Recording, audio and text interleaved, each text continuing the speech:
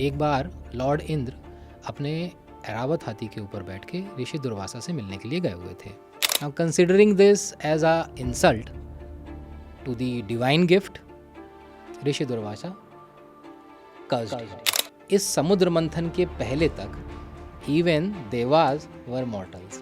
भागते समय उस पॉट में से कुछ अमृत की बूंदें इन 4 जगहों पे टपकी। नासिक, हरिद्वार, उज्जैन और जो हमारा हिंदू टर्मिनोलॉजी है, यूनिट कैलकुलेशन है टाइम का, उसके हिसाब से ह्यूमंस का एक साल इज इक्विवेलेंट टू एक दिन of gods. Mahakumbh which is happening in 2025 is after completion of 12 complete cycle of पूर्ण कुंभ, that is after 144 years.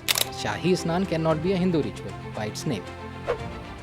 Shahi Snan की इस नामकरण के पीछे, इस नॉमेनक्लेचर के पीछे कई सारी स्टोरीज हैं, लेकिन शाही स्नान को समझे आपको मजबूरन समझाना पड़ेगा अखाड़ा के बारे में।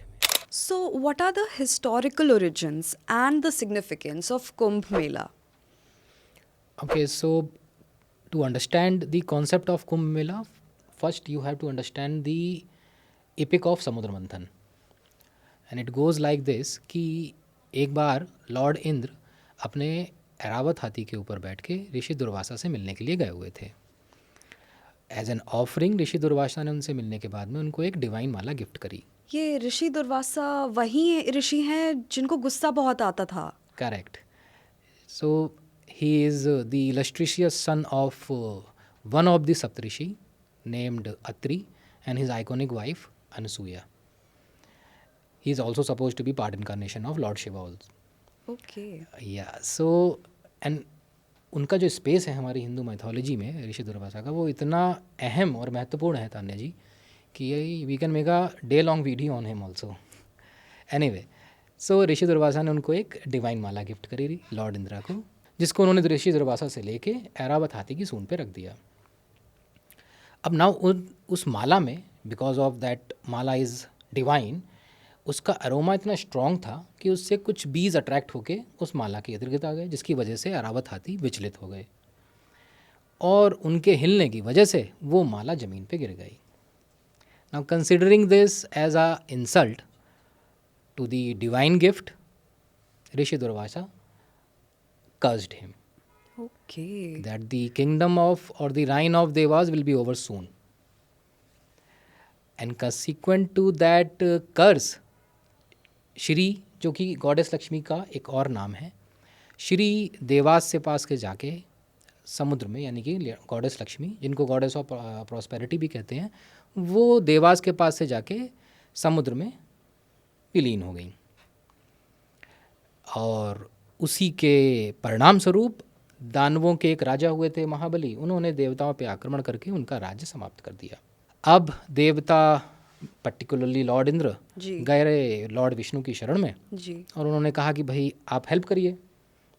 तो lord Vishnu gave him an opinion and a suggestion of taking a diplomatic move to align with Danavas and churn the ocean. यही कथा समुद्र मंथन के नाम से कही जाती है। जी जी। लॉर्ड विष्णु उनको सजेस्ट किया कि जब समुद्र मंथन करेंगे तो out of the churning of ocean there will be a nectar of immortality called amrit जी will emerge in a pot named Kumbh, hence the name of Kumbh Mela. मगर यहाँ पे बात ख़त्म नहीं होती है। यहाँ पे एक बात गौर करिएगा तान्या जी कि यानी कि इसका मतलब ये हुआ कि इस समुद्र मंथन के पहले तक even devas were mortals. Now the medieval folklore adds further to this story. Okay. ऐसा माना जाता है कि अमृत के निकलने के बाद में जो दानव थे उन्होंने वो अमृत का जो पॉट था कुंभ, वो चुरा लिया एंड दे रैन अवे। अब हालांकि तान्या जी इसमें एक दूसरा पक्ष भी है जो ये मानता है कि नहीं, असुरों ने नहीं चुराया था वो पॉट, एक्चुअली देवताओं ने चुराया था। पर्टिकुलरली लॉर्ड विष्णु ने चुराया था in the form of Mohini. Okay. So you understand, if you do not know the origin of a story it happens. तो there will be variety of perspectives. उसके बाद में असुर उस कुंभ को लेके, यानी नेक्टर ऑफ इमॉर्टलिटी को लेके, भाग गए।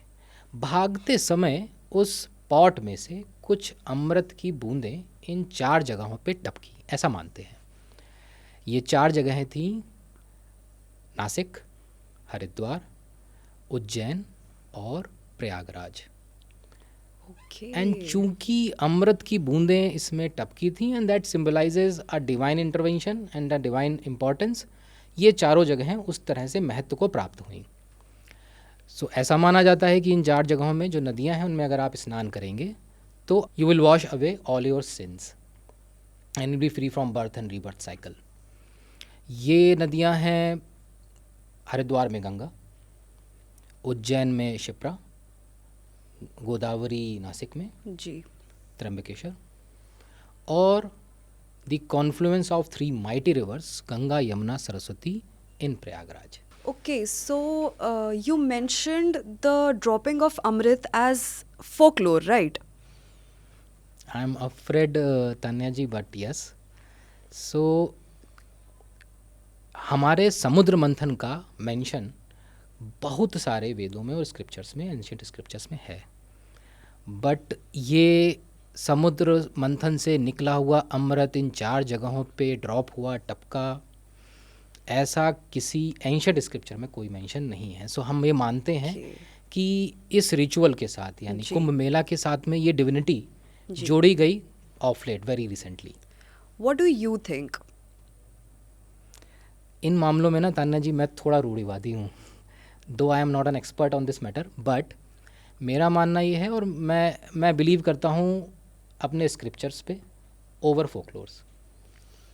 Okay, fine, sir. I will not press further. Thank you for that. So, sir, why 12? What is the significance of? हाँ, दैट्स इंटरेस्टिंग। ओके, सो ऐसा माना जाता है उन फोकलोर्स के हिसाब से तान्या जी कि the chase between Danavas and Devatas continued for 12 days and 12 nights। Now it is believed कि एक्चुअली जो हमारा हिंदू टर्मिनोलॉजी है, यूनिट कैलकुलेशन है टाइम का, उसके हिसाब से ह्यूमंस का 1 साल इज इक्विवेलेंट टू 1 दिन of gods, and that's why 12 years। चूँकि वो चेस चली थी 12 दिन और वो देवताओं के 12 दिन थे, जी। तो वो ह्यूमंस के हो गए 12 साल। इसलिए हर 12 साल पे कुंभ मेला मनाया जाता है। इफ़ेक्टिवली इसका मतलब ये हुआ कि हर जगह पे 3 साल में एक बार कुंभ मेला मनाया जाता है, but Kumbh Mela rotates on these 4 locations after every 12 years। So, sir, what is the difference between Kumbh and Mahakumbh? Okay, there are actually 3 varieties. One is Purna Kumbh. Purna Kumbh is when the Kumbh Mela happens after every 12 years. Ardh Kumbh, which is half Kumbh, which happens every place every 6 years. And Mahakumbh, which is happening in 2025, is after completion of 12 complete cycle of Purna Kumbhs. That is after 144 years. Okay. And that's really auspicious. So, we do not know the origin of this story. Not entirely, Tanya ji. So, origin of this story, exact origin of this story is not known, that is true. On the basis of what we call recorded history. But what we know for sure कि ये ritual कम से कम 2000 साल पुराना है। Why so? Because a Chinese traveler named Huan Sang traveled India in somewhere 630 BC, which is approximately 2000 years back. और उसने अपनी travel diary में एक जिक्र लिखा था about his participation in an assembly of collective bathing in a river in the reign of Raja Harshvardhan in Prayag. सो उसकी travel diary के दम पे, सो कॉल्ड रिकॉर्डेड हिस्ट्री के दम पे हम ये कह सकते हैं कि हमारा ये रिचुअल कम से कम 2000 साल पुराना है। इससे ज़्यादा कितना पुराना है, that's still to be known. Now इसका नाम, इसका nomenclature of Kumbh Mela could have been derived from the name Magh Mela और कलेक्टिव बेदिंग और रिवर मेला। ओके। सो जिसको हम मान के चल सकते हैं कि पहले ये नाम हुआ होगा और बाद में शायद ये नाम बदल के या कन्वर्ट हो गया कुंभ मेला के तौर पे, ऐसा माना जा सकता है। So, how do you see Kumbh? As a religious man and as a practical and logical man? Okay, so Tana ji, मेरा मानना ये है कि हमारे हर रिचुअल के पीछे एक साइंटिफिक रीज़न है. जी. The only problem is that we do not know it yet. So perhaps because the scope of our logic is too primitive. For example, Kumbh Mela ऐसा माना जाता है कि you bathe in a river on some auspicious occasion and you will be washing all your sins away, relieving yourself from the birth and rebirth cycle and attain moksha, salvation. Now अगर इसके पीछे मान लेते हैं कि कोई scientific reason था हमारे जी. फोर फादर्स के पास में, जी. And they wanted people to follow this ritual, what else could be a greater motivation than asking people to bath in a river and attaining moksha और इमॉर्टैलिटी. इमॉर्टैलिटी भौतिकवादी लोगों के लिए, या जी. दीर्घायु भौतिकवादी लोगों के लिए, जी. और स्पिरिचुअलिस्ट्स के लिए साल्वेशन. जी. तो कुंभ मेला में क्या रिचुअल्स परफॉर्म होते हैं? What is the significance of these rituals? तो मेरा मानना ये है Tanya ji, Kumbh Mela like any other ritual in Hinduism is a Bhagirathi prayas towards keeping our customs and rituals and traditions intact, because I believe कि to protect them from destroying in the hands of foreign invaders, which was quite often that time. So ये एक प्रयास था ताकि हम अपनी संस्कृति को जिंदा रख पाएँ. अगर आप कुंभ मेला की बात करेंगे तो वहाँ पे हालांकि बहुत सारी एक्टिविटीज़ होती हैं, मगर ये 4 वहाँ पे मेन एक्टिविटीज़ होती हैं. पहला, प्रवचन, perhaps to preach the way of life in Hinduism. Second is Shastrarth, perhaps to find out the truth. Third is Prasad Vitarana, to feed people who need it. And the fourth is bathing in river, perhaps to wash your sins away and attain moksha. So, Shahi Snan या royal bath, that is a highlight of the Kumbh Mela. So ये क्या है and what is the role of akhadas in that? शाही स्नान, अच्छा, ये सुन के कुछ घंटी बजती है क्या तान्या जी? Like? So shahi is not a Hindu, any Hindi word. It's not a Sanskrit word.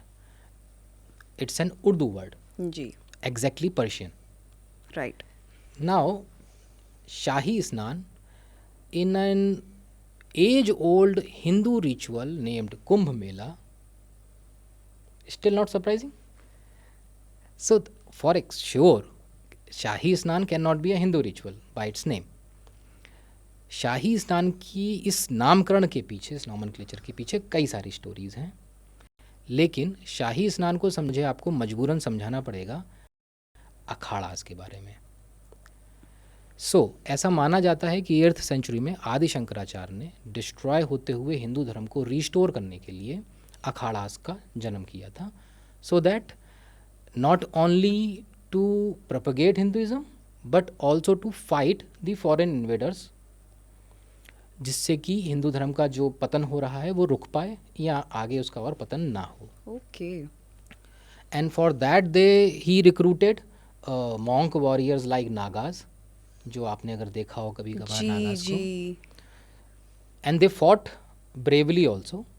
Apart from preaching, they were also a warrior, monk warrior the precise term. और उसके लिए अखाड़ास की उत्पत्ति की गई for recruiting and preaching and propagating Hinduism. आज की date में अगर आप देखेंगे तो करीब 13 अखाड़ा हैं हमारे यहाँ. मैं उनके बारे में डिटेल में बताता हूँ आपको, लेकिन ये 13 अखाड़ाज अलग अलग संप्रदाय को बिलोंग करते हैं. जैसे कि इन 13 में से 7 शैवाइट्स हैं, यानी लॉर्ड शिव को मानने वाले हैं. 3 वैष्णवाइज हैं, वैष्णवाइट्स मतलब वो विष्णु जी को मानने वाले हैं. और 3 सिख धर्म को मानते हैं या फॉलो करते हैं. अब प्रॉब्लम कहाँ पे आती थी कि over a period of time in akharas में देखने को मिले काफ़ी सारे clashes over the superiority of one over the other, जी कि इसमें सबसे इम्पॉर्टेंट था कि कौन होगा वो जो कि सबसे पहले नदी में स्नान करेगा, जी जिसको हम कहते थे फर्स्ट बाथ। ऐसा माना जाता है, और इसमें सबसे टेनेबल जो स्टोरी है वो मैं आपको सुना सकता हूँ, although there are other stories also, interesting stories also. उनमें से सबसे टेनेबल स्टोरी है कि जब ये क्लैश बहुत बढ़ गया, इसका रिकॉर्डेड हिस्ट्री में भी जिक्र है तान्या जी। 1760 में हरिद्वार में there happened a clash in 1760 between Vaishnavites and Shaivites and happened thousands of deaths. जब ये क्लैश, ऐसा माना जाता है, जब ये क्लैश ज़रूरत से ज़्यादा बढ़ गया था तो ये मैटर पहुंचा शाहजहां की कोर्ट में, और उस कोर्ट ने डिसाइड किया कि हम सारे अखाड़ास को एक नंबर अलॉट करेंगे, basically to signify the sequence in which they will bathe. ये नंबर जब उनको अलॉट हुए तो एक शाही फरमान जारी हुआ। अब जिस अखाड़ा के पास में ये शाही फरमान था, उसने सबसे पहले पानी में डुबकी लगाई, एंड चूंकि उसने स्नान किया था with a shahi farman, hence the name Shahi Snan. Now we know. सो अब आज की डेट में अगर हम देखेंगे तो हमारे यहाँ 13 अखाड़ाज हैं। 7 बिलोंग करते हैं शैवाइट्स को, 3 बिलोंग करते हैं वैष्णवाइट्स को, और 3 बिलोंग करते हैं सिख धर्म को। शैवाइट्स लाइक जूना, आनंद, वैष्णवाइट्स लाइक निर्मोही, सिख में सिख संप्रदाय को मानने वाले अखाड़ा जैसे कि बड़ा उदासीन, छोटा उदासीन, जी ऐसे करके हमारे पास 13 अखाड़ाज हैं। तो sir, in what ways does Kumbh change the life of pilgrims जो अटेंड करते हैं, emotionally and spiritually? So I can tell you spiritually first. So Kumbh Mela is about many things, Tanya ji. Say for example, bathing in river. जी यजुर्वेद का एक श्लोक सुनाता हूँ आपको, यथा पिंडे तथा ब्रह्मांडे। That means what is there outside in the universe is there within you. Wow, that's beautiful. यानी कि जो बाहर पूरे संसार में है वही आपके शरीर में है। समझते हैं जरा इसको। सो 65% of earth face is water, 65% of human body is water, right. So perhaps when you Beth in a river you connect with the most powerful element of पंचतत्व। ऐसा माना जाता है हमारे हिंदू धर्म में कि ये पूरी सृष्टि 5 तत्वों से मिलकर बनी है। मैं बताता हूँ आपको उसके बारे में। उसमें से सबसे इम्पॉर्टेंट होता है हमारा वाटर। सो ऐसा माना जाता है स्पिरिचुअली कि जब हम किसी नदी में स्नान करते हैं तो we connect with the most prominent element of panchtatva, that is water. दूसरा एग्जाम्पल भी आप ले सकते हैं, फॉर एग्जाम्पल मौनी अमावस्या। जी तो आप पाएंगे कि इस कुंभ मेले के दौरान एक बीच में पड़ेगी मौनी अमावस्या, जहाँ पे आपको मौन रखना होता है, perhaps to connect with your inner self. So यानी कि हम अपने अंदर का शब्द ढूंढ रहे होते हैं। जी जी शब्द से अगर एक और अच्छी बात ध्यान आती है मुझको, मैं बताना चाहूँगा आपको। During my early days of studying Hindu mythology, मैंने पढ़ा था कि हमारे जो पंचतत्व हैं सबके ना कुछ सिम्बलाइज करते हैं वो किसी ना किसी से। जैसे आकाश सिम्बलाइजेज शब्द, ध्वनि। देन आई वॉज वंडरिंग कि आकाश और ध्वनि के बीच में क्या मतलब है शब्द का, मतलब वाई आकाश सिम्बलाइजेज शब्द तन्मात्रा। जी Then one fine day I understood, okay, there is no sound in space. Why? Because there is vacuum. Right. Now we know कि there is a outer atmosphere around our planet which contains all the air within. हमारी oxygen, nitrogen सब उसके अंदर ही अंदर रहती हैं because of that outer atmosphere. जी Necessary to carry sound waves. If that outer atmosphere is not there, it will be vacuum. Right right. We will have no sound at all. And that's why Akash symbolizes ध्वनि, शब्द। Wow, अब तान्या जी अगर ये science नहीं है तो ये क्या है ये मुझे नहीं पता। very interesting. So anything for the viewers? Okay, for viewers, Tanya ji, I would like to request them all to go explore and try our ancient heritage, start believing in them, because Hinduism was never a religion, It was a way of living your life with a exhaustive list of do's and don'ts.